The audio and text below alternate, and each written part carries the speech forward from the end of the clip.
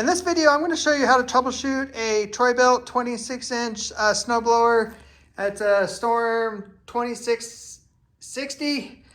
It was brought in. It won't start. We suspect bad gas just based upon what I've been told. But let's dig into it and figure out what's going on. All right, first thing you want to do is check your oil. Make sure it's good. This one look really clean and it's right at the high mark, right where it should be. I suspect we have gas, which we do. Let's put it in choke. Let's put it in run. The key is in. Get my power cord. And let's see what happens when it tries to start. We'll prime it a few times.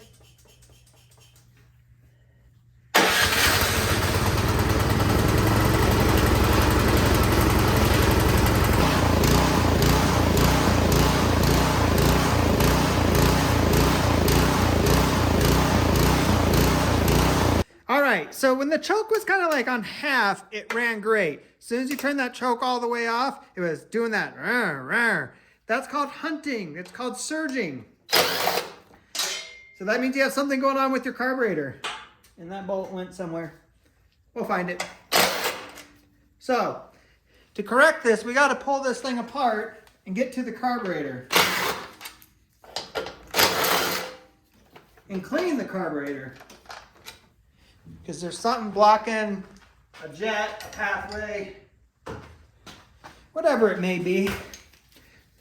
So we take those 4 bolts out, get a screwdriver, slowly pry this knob up.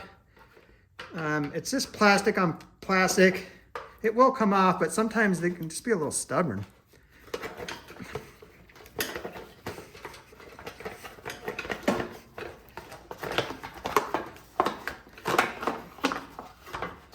So pull your cover off. Then you got your wires and your tubes back here that you gotta kind of unhook from everything just to get this thing out of here. Remove your prime line and then just let that dangle right there.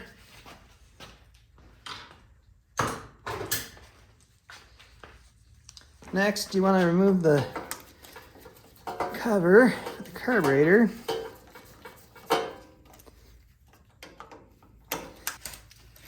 You got 2 bolts for the carburetor. Remove those. And there's the line that comes off the valve cover. Just use a screwdriver and wedge that off.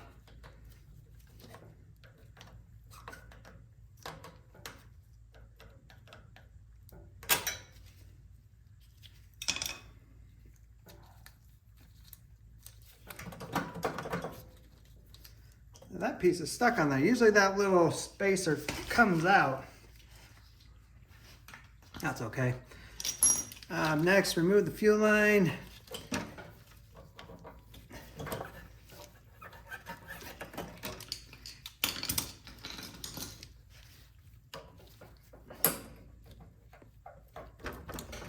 Just kind of have to wedge it in there and get it moving. And use your pliers to wiggle it off.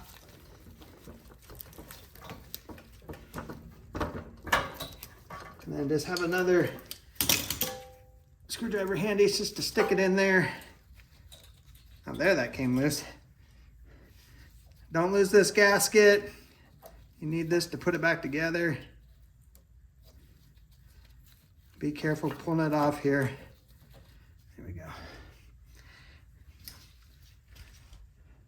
Next, you got to remove the linkage and the spring off the top of the carburetor. And once you do that, this whole thing will slide out. All right, let's pull this carburetor apart.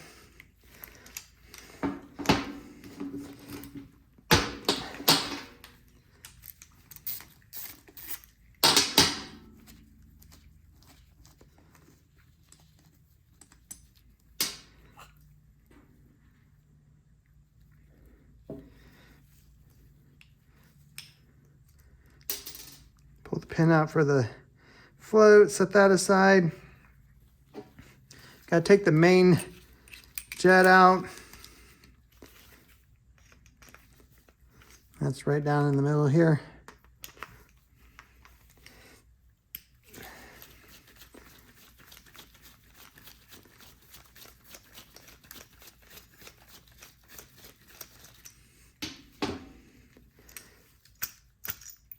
And then your main jet and your emulsion tube comes out. Next, take off the idle set screw. Kind of make note how far it was in there.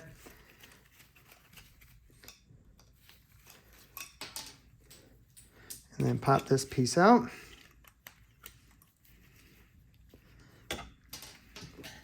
Now your carburetor is apart.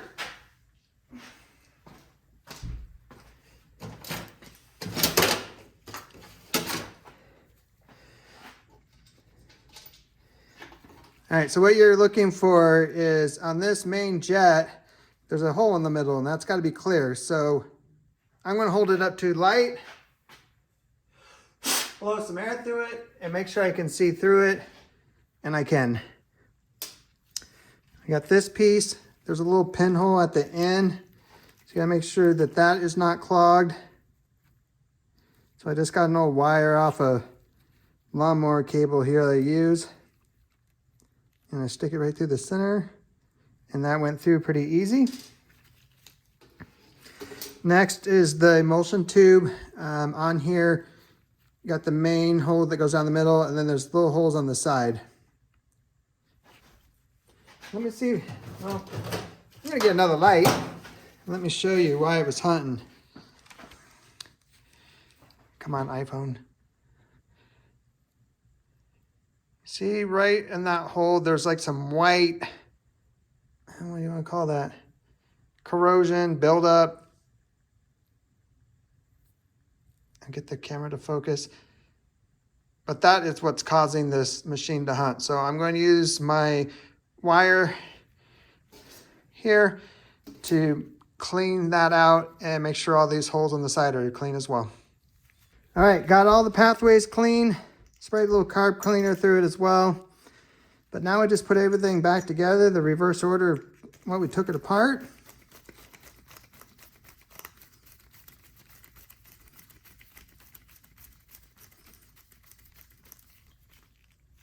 Put our float and our needle back in. And the pin that holds it all together.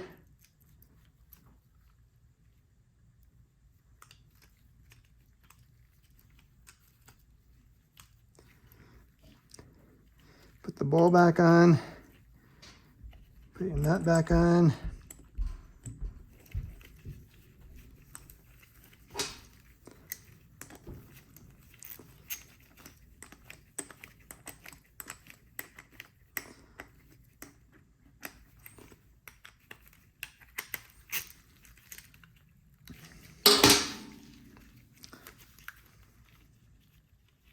Put that piece back in.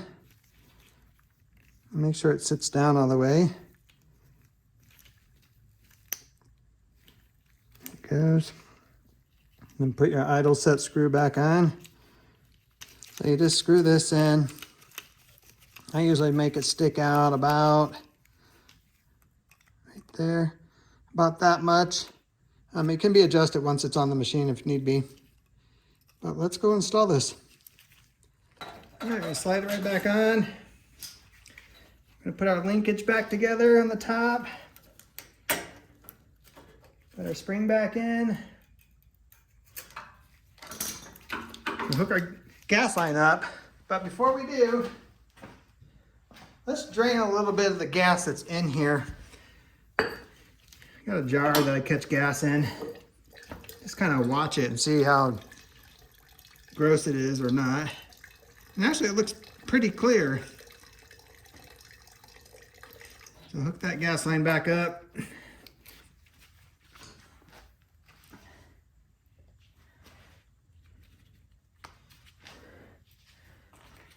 Put our gasket back on.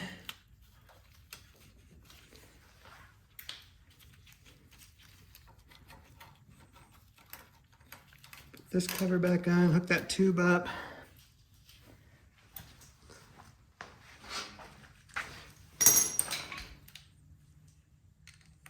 And we we just got our 2 nuts that hold the carburetor on. Snug those up. And that's how far we're going to go right now. We want to make sure this thing's going to run right before we put all that plastic back on there. So put it in run. I'm not going to hook the prime line up. I'm going to fully choke it. I'm going to plug it back in.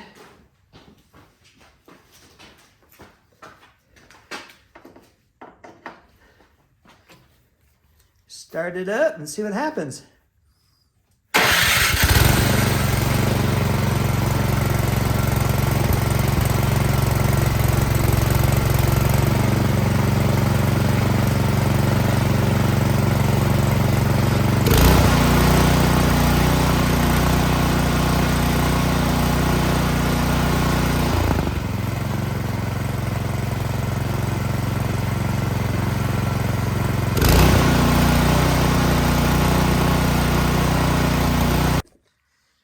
All right, awesome. Let's put the clamp back on the gas line. Let's hook the primer bulb back up. And while we're doing this, I'm gonna give you my thoughts to why this thing was surging. You notice how, let me move the camera. See how there's dirt on it? Dirt on it. Dirt on the gas tank. My suspicion is that this gets stored outside and a dirty environment, and with it being in a dirty environment like that, you notice right here where I'm putting this cover back on the carburetor, there's no air filter. And snowblowers are designed this way because they're designed to operate in a pretty much a clean environment. You're not out dirt plowing, you're snow plowing. So there is, obviously dirt in the air, but not enough to cause any problems. But with this thing, I'm guessing sitting outside, the wind blows, kicks up dirt under the shroud, and dirt gets into the carburetor. Dirt mixes with the gas, and that's the junk we were seeing in the tip of that emulsion tube. It was all crusty, built up. So I wouldn't store my snowblower outside, and if I did, I would have to make sure that it was covered. It's kind of like how you store a boat in the wintertime. These people shrink wrap it so no crap gets in there and blows in there, and snow and water gets in there, it stays dry. Yeah, so there's my 2 cents. We've got that cover on. Next, we just gotta get this back where it goes.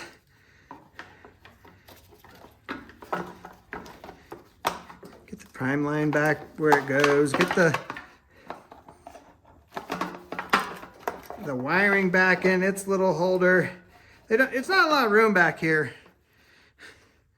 So it's actually it's a pain in the butt, to be honest.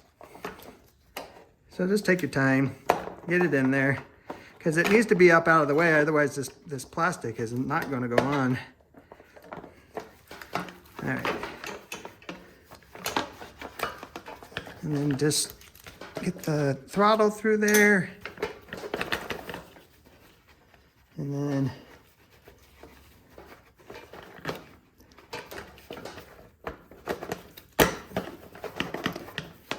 what are we hitting? Something. No, I think the throttle's getting stuck.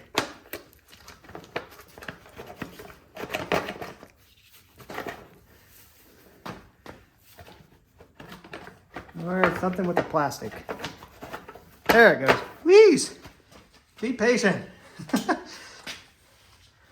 Put our bolts back on here.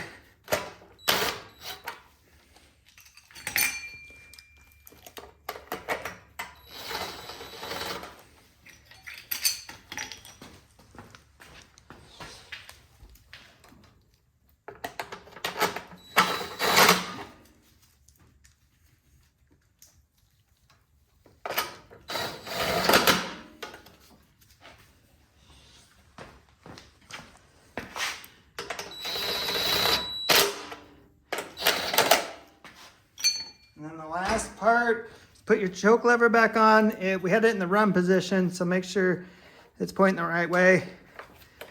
Just pops back on there.